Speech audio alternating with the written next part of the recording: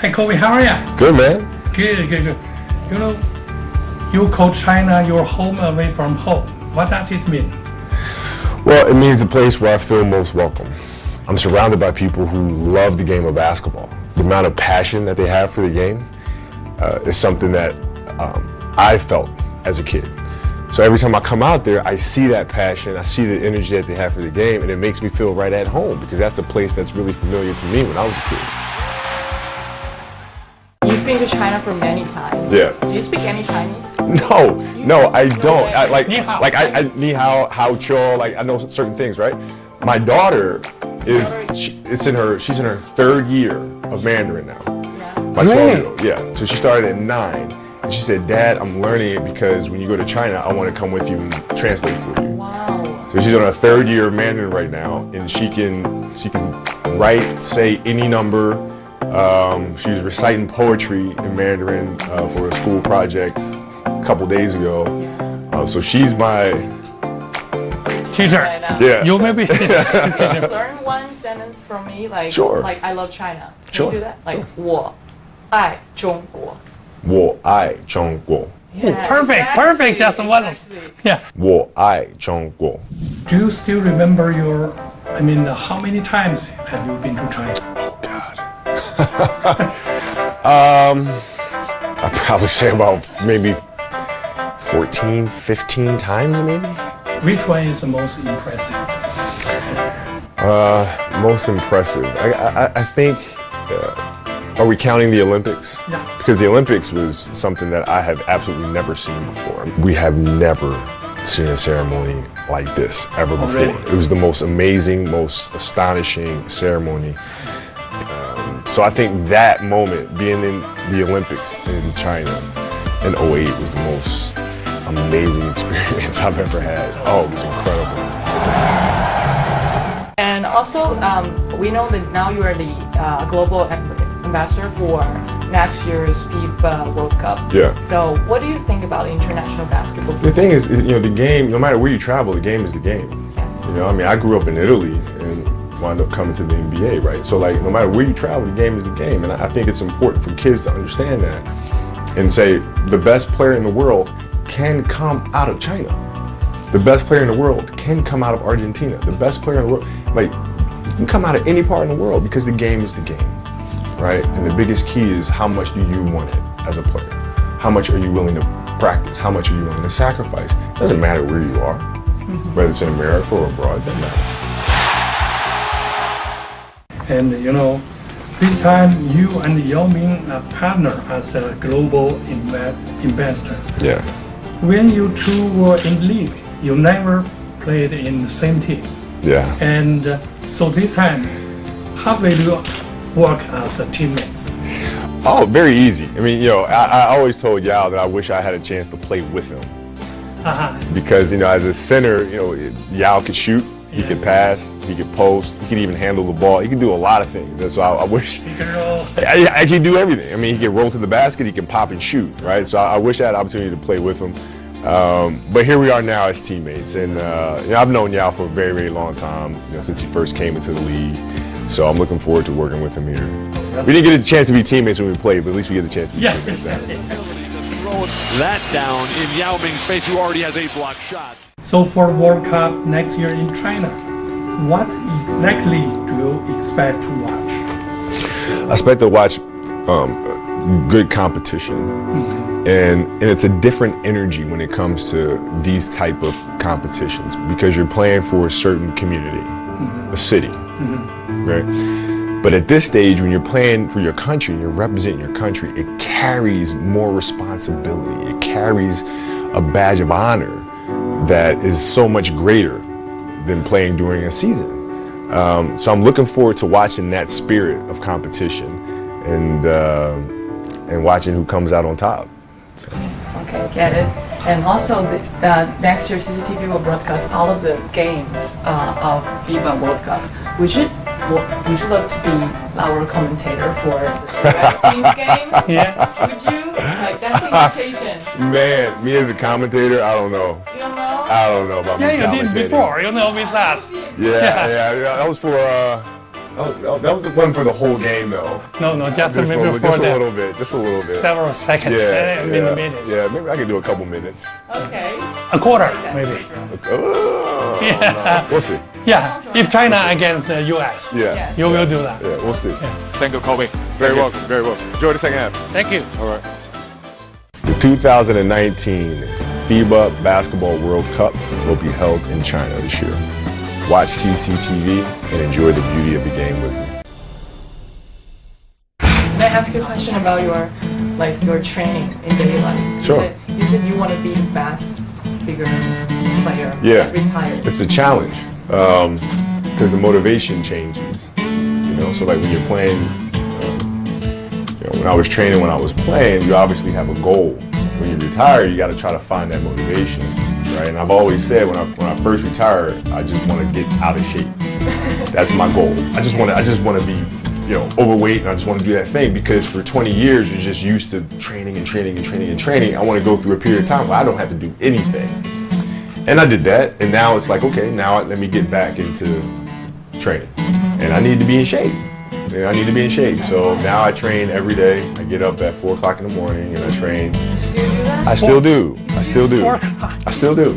Yeah. Like the story that 4 o'clock sunrise in LA, that's a big story for Chinese audience. I still do it. You still do it? I still do it. And now I have my kids be a part of it too. Oh, they also get up. They do. Oh, that's great. They do. Yeah. They want to be, they want to be great at what it is that they're doing. And to do that, you have to commit to the work. Oh, that's great. And the Dr. Nance Smith said the basketball is a game easy to play but difficult to master. Yeah. But you master that one perfectly. How do you achieve that? Well, I only was able to reach that level of success when I understood the most important thing about the game after you reach a certain level individually, skill-wise, the fundamentals and all that.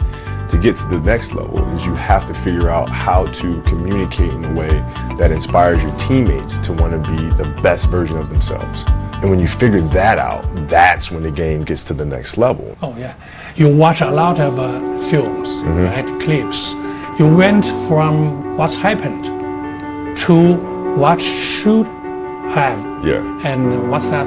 Well, it's a big difference. So like most players today watch film and see what's happening. And they'll look at it and say, okay, that was a good play. That was a bad play. It was a good decision. It was a bad decision. But that's not how I grew up learning how to watch film. What I watch is I watch for things that aren't there. Right? I look for angles, things that I should have done. What would have happened if I moved the ball here? Then what would the defense have done? Now, if the defense does that, then how do I counter to that?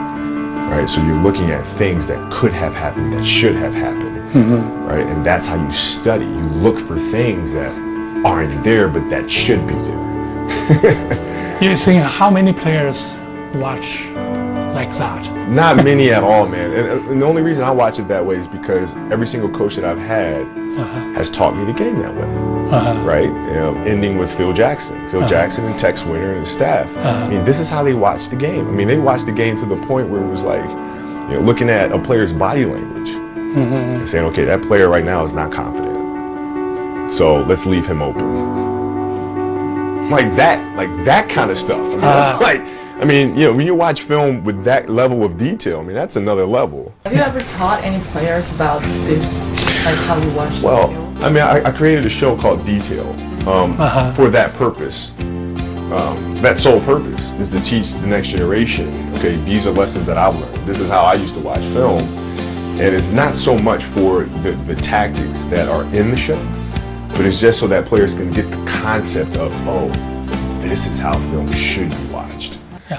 What do you think about the current NBA? They got an emphasis on freedom of move. Yeah. What do you think that? Good or bad? Well, yeah, I don't like it. Well, here's the reason why. Is I think that players reach their fullest potential when they are challenged. Right? When there's freedom of movement, that makes the game really easy. Right? And also, as an offensive player, I don't really have to develop all of my game. I see. Because you can't touch me anyway. I can just do this stuff here. Right? Whereas opposed to if you have a challenge where the defense and the offense have a 50-50 relationship. Now that forces me to have to develop as a basketball player. I have to develop my left hand. I have to be able to shoot left. I have to be able to shoot right. I have to be able to post up because the defense is demanding me to do that. And I just think fans are being deprived, and the players themselves, of reaching their true fullest potential because of these restrictions that are being put on the defense. But right now the trend is offense. Yeah. Do you still believe in defense wins championships? All the time. All the time. Even every right time. now. Every time. Every single time. Every single time. I mean, Golden State's a great defensive team. Yeah, you can't win. I mean, if you're just playing one side of the floor, you're not going to win. I mean, Houston had a great regular season, can't get through in the playoffs. Why? Because you don't defend, right? I was watching the game the other night. I flipped on the TV and I looked at the halftime score, and I think Houston was playing Dallas, and Dallas had 74 points at halftime. Yeah. 74. And I'm looking at that, I'm going, 74 that was like the final score of a playoff game. It was like 74 to 80. You got 74 points at halftime. I mean, you can't win a championship without defending. It just doesn't work. See this photo? Oh yeah. This is 1998 right here. Yeah, once I have a program with Andy. Yeah. And Stephen Nash. Yeah. And Andy just told us about behind the scenes, about photos. Yeah. And then he showed this one to us. Yeah. And he asked, what do you think? What do you guys think about this one? I said, it's a Kobe just showed perfect defensive stance. Yeah. You guess what Steve said? What is that? He got photo. Farewell. I thought Kobe's having a rest. Because Michael just stand still. So Kobe just rest there. Yeah. Is that right? No. No. No. Michael's game was such that, from this position, he's a tack player from this position. It's still tack. He's a tack player from this position. Already. Right, so Michael will put you to sleep. Oh, He'll put you to sleep. So he'll see how I said he'll look one way here. He'll get you to lose your focus. Okay. He'll look this way. Yeah. And then as soon as he sees you, you're like, pew, he's going the other way. So No. Just no rest. No. No Not break. with him. No.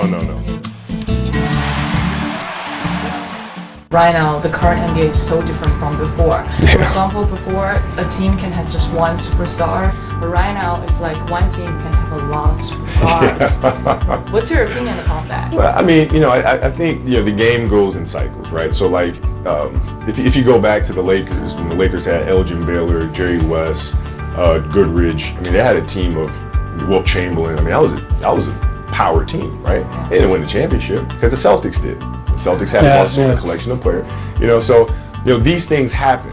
I think nowadays the biggest difference is that you have players being free agents and going to join other players and do this sort of thing. I personally don't agree with it. I wouldn't do it. You disagree with it? I wouldn't do it. You wouldn't I mean, it's just every player has their own way of going about it. I always felt like the best thing to do is to stay with your team and figure out a way to beat the best players.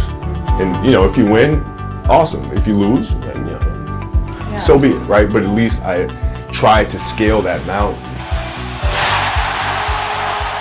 You played for one team for your whole career, and that is such an achievement. Do you think that kind of achievement is hard to achieve? It's hard because it's a two-way street. Like a player can want to be with one organization for his entire career, but the organization may have different ideas. Some organizations don't pride loyalty as much as others, and I think you have to be fortunate to be with a franchise that does do that. San Antonio with Tim, right? Dallas with Dirk, Lakers with myself, and you have people out there that are like, okay, well, trade them. They're at the end of their career. You can get value for them. You don't have to rebuild. But these organizations are like, trade them.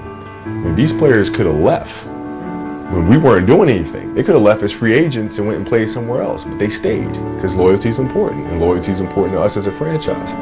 So it's hard to see because it's a two-way street. You have to have a player that believes in it, you have to have an organization that believes in it, and then they come together. So it's rare.